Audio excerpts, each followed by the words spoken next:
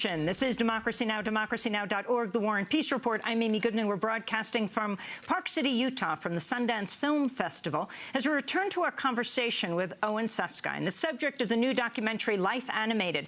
I spoke to Owen along with his dad, Ron Susskind, and filmmaker Roger Ross Williams.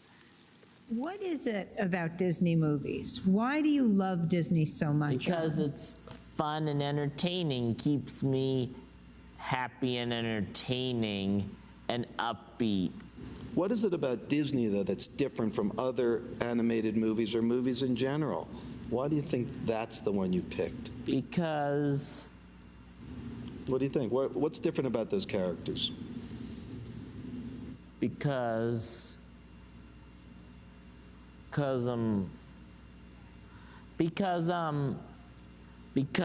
they help me express my feelings.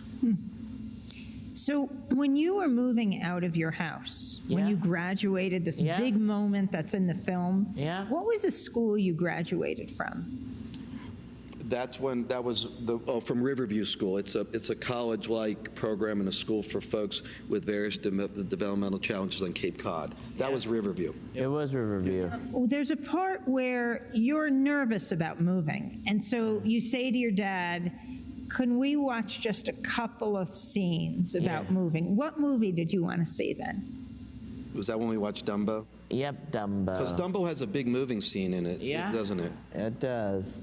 And did it help you move to see Dumbo move? Why? Tell me about why do you love Dumbo? What's it really about deep down?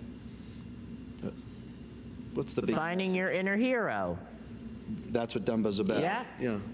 And that's why you love that movie. Yes, I do. But Dumbo's ears make him an outcast, right? Correct. But you've talked about this, it also makes him different, but then he finds out what?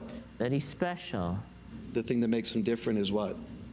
His ears. His greatest what? Strength. Right, and you that's part of your discovery too. Yeah. You want to do some Dumbo? Dumbo. What does Timothy say to Owen is a fan of the sidekicks, because what is the sidekick's job? They do what? Happily help the hero fulfill their destiny with fun-loving gags too. Okay, and so what does Timothy say to Dumbo that's so powerful to help him fulfill his destiny? Don't worry, Dumbo. Don't worry, Dumbo. We'll get you to fly. Then the crows say, all you need is ecology, psychology.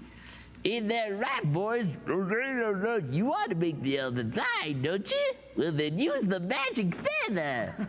The magic feather? Yeah, I got you. Dumbo, have I got it? The magic feather. Now you can fly. I was so touched when you went to Paris. Yeah. You were invited to address a group of, what were they, professionals? Were they psychologists? Were they doctors, social workers? Yeah. All of them. What were you telling them? That I have, Do you remember standing there? Yes, I do. I didn't know you knew French. Yeah. Who told you those French words? Who? Mom and Dad did. Well, Mom, I don't know any French. Mom taught me some French. But what were you telling them? Why were you standing there and giving a speech to all these people that could have been your parents and your grandparents? Well... Remember you talked about the Hunchback at the end. Yeah. What did you find in the Hunchback that it was so powerful? The Hunchback of Notre Dame. Yeah.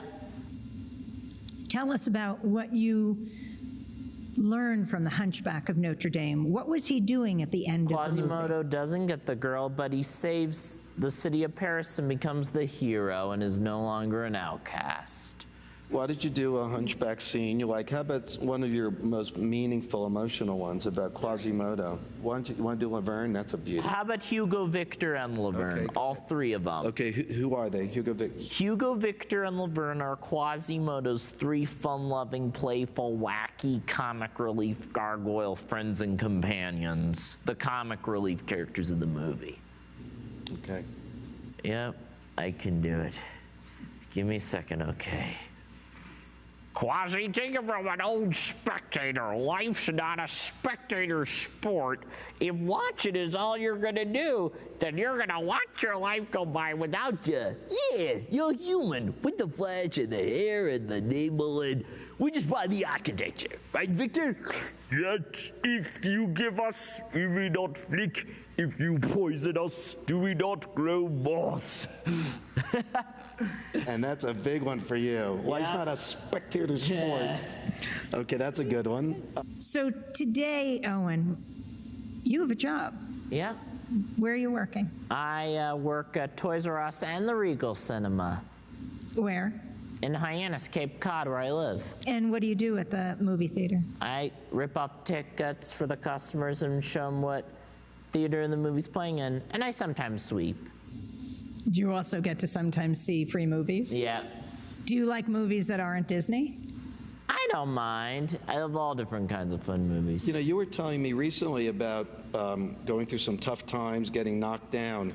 You told me a scene from Batman, the Christopher Nolan series. Yeah. Who did you do? Alfred, right? Alfred. Why don't you do Alfred for Amy? You'll love this. This is Owen grabs scenes from lots of movies. He's kind of the movie expert. Yeah. And he finds scenes that help him navigate the world. What does Alfred say? Why do we fall, sir? So we can learn to pick ourselves up again. It's like getting back on the horse saddle. Can you do a scene with your dad? What would be a good scene to do? You want to do Simba? Simba and Mufasa. Okay, so you want to do... Both. So you do both parts? You want me to do one? What's this from? What movie? Disney's The Lion King. Set it up so that she might not... I can do it. So when Simba's a grown-up young adult lion, he sees the magical ghost of his dead dad, Mufasa, who was killed by his evil villainous uncle Scar, and says, Simba, you have forgotten me. No, how could I? You have forgotten who you are and so forgotten me. Look inside yourself, Simba. You are more than what you have become. You must take your place in the circle of life. How can I go back? I'm not who I used to be. Remember who you are. You are my son and the one true king. Remember who you are. What does that teach you about life, Owen Susskind? You must move on from the past. What does it say about who you are? I am your son and the one true king. What does it say to you, Dad? It says that Owen is growing into no longer a sidekick, as he often thought of himself, but to become the hero of his own journey. And that's happening with each day, and it's certainly happening here at Sundance. It's been an extraordinary week. Owen, I wanted to talk about two major changes in your life and how you overcame them. Yeah. One was moving from a school-like facility and before that home to being independent and moving into your own apartment. Yeah. How hard was that? It was a little bit hard, but not too hard. It'd be a great place to have my own place. Yep. And I don't know if it's hard to relive it when you see the film about your life, when you see Love Animated, but you had a girlfriend for 3 years, Emily, and then she broke up with you right when you moved into your own apartment, and she was living right next to you in her apartment. Yeah. How did you cope with that? It took me the rest of that year and the whole year of 2015 last year to get over it. I've finally gotten over it. How? By learning I can always meet another new girl who'll have the exact same fun interests like I do. Like what? Like, who's like a fun movie fanatic. and loves fun children's family colorful movies and animated ones and Disney Pixar. And also loves other fun things and still collects Disney toys, plushes, and collectibles like I do. Loves magical, fun, colorful Disney on Ice shows and Disney parks and Universal Studios parks. You know, at one point after you were working through that breakup, you said something, I think, from Inside Out, didn't you? The emotions. You used the Inside Out characters brilliantly. Yeah. What did you say? What did you say about sadness and fear and joy? What was the thing you were saying? I want to put joy back in charge for the rest of my life. You want to put joy back in charge. Yeah. What's joy? Joy is the main character of Inside Out. You know, What do you mean by that, Owen? What do you mean by joy back in your life? I don't want to be sad forever. Are you feeling joy now? Yeah.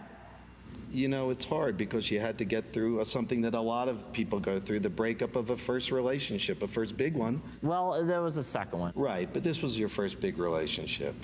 And, you know, and that's something that helps us grow up. That's part of what you do in the movie. Yeah. Is it odd for you to watch that happening on the screen, though? That's a little different, right? Yeah. Yeah. But how does it feel now? Feels good and better. Roger. I mean, the wonderful thing about this film, and the way I always saw it, is that it's a true coming-of-age story.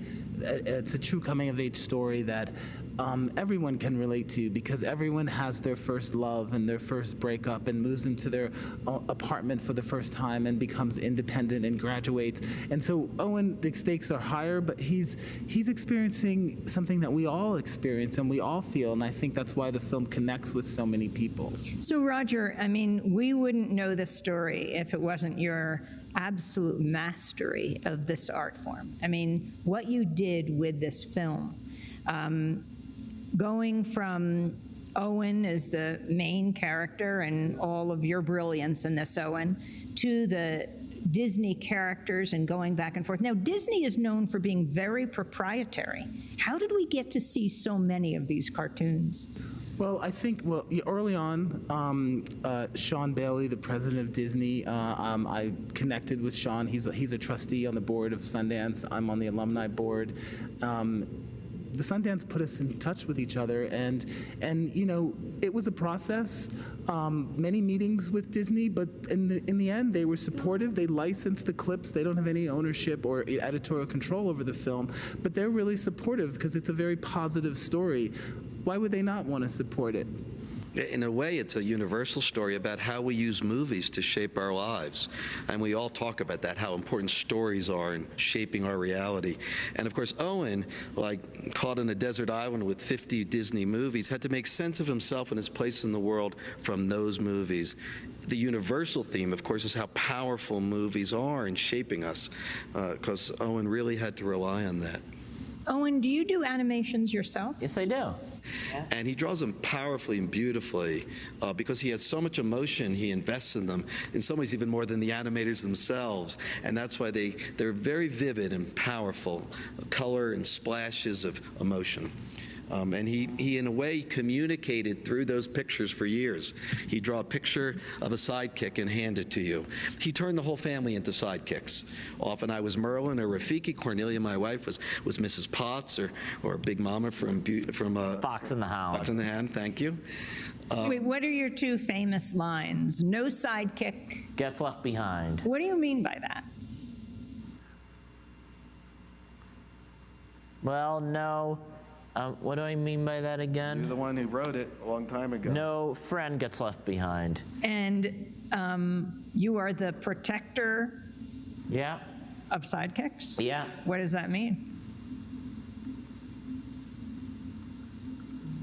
How do you protect sidekicks? I keep on the sunny side sunny side.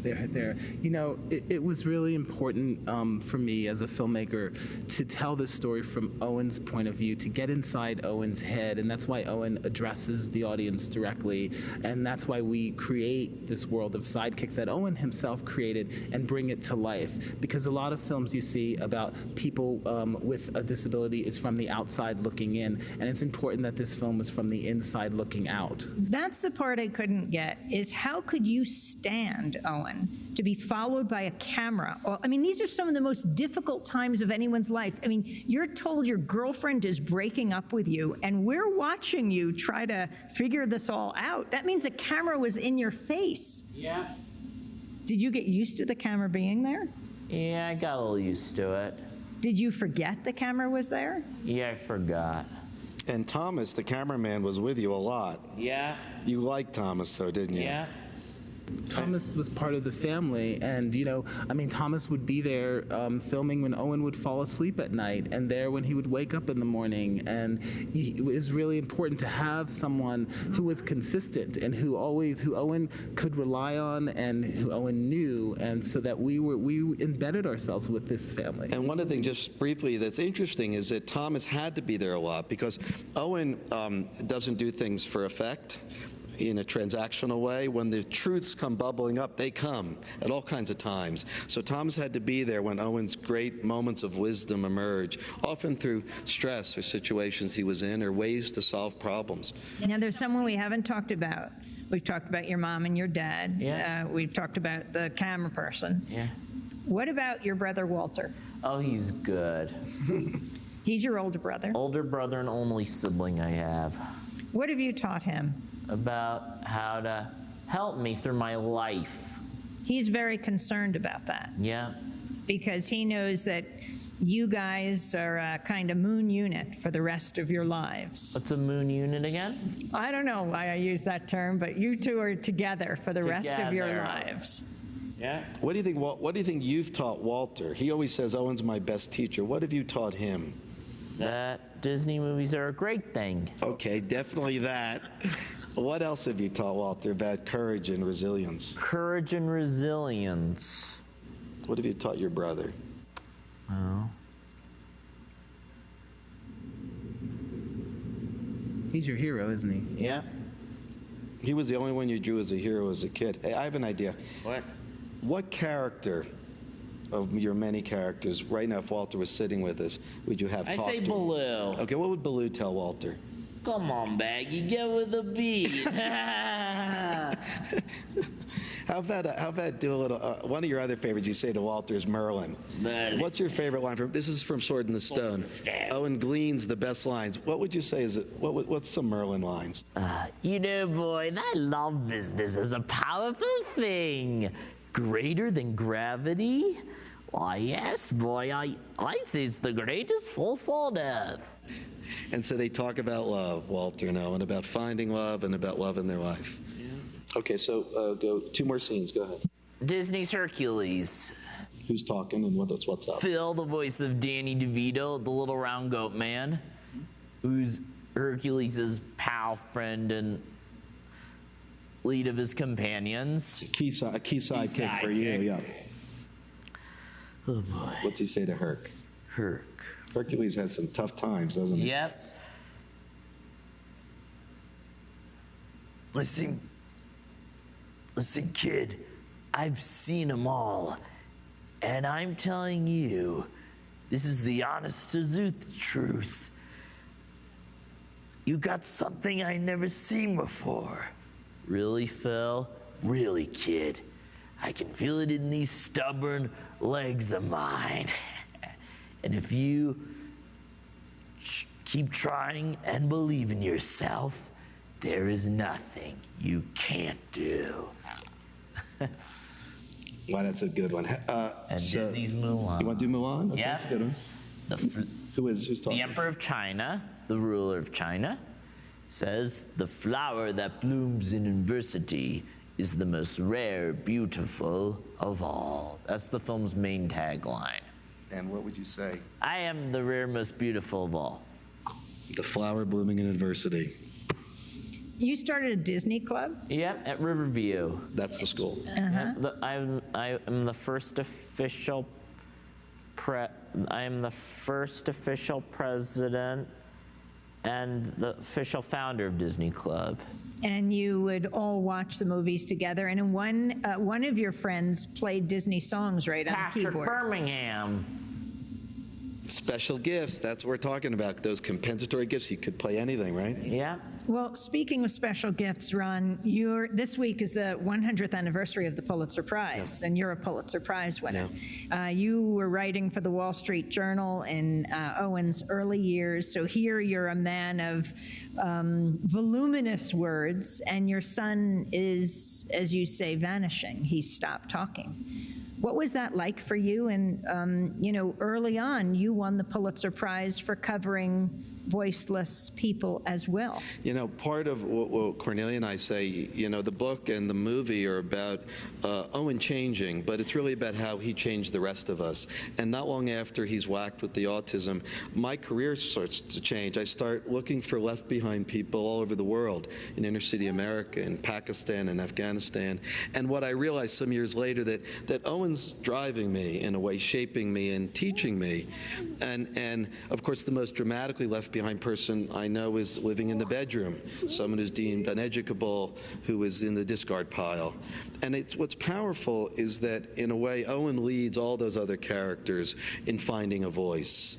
And that's always, well, certainly since those days, that's what my career has been. Who was Cedric Jennings? Well, Cedric Jennings was actually the first of those characters. Right after Owen is diagnosed with autism, I travel across town in Washington to the worst high school I can find in America, and I meet Cedric, who's the prickly honor student who walks a gauntlet in a gang-dominated high school and dreams of going to the Ivy League. I follow him for 3 years.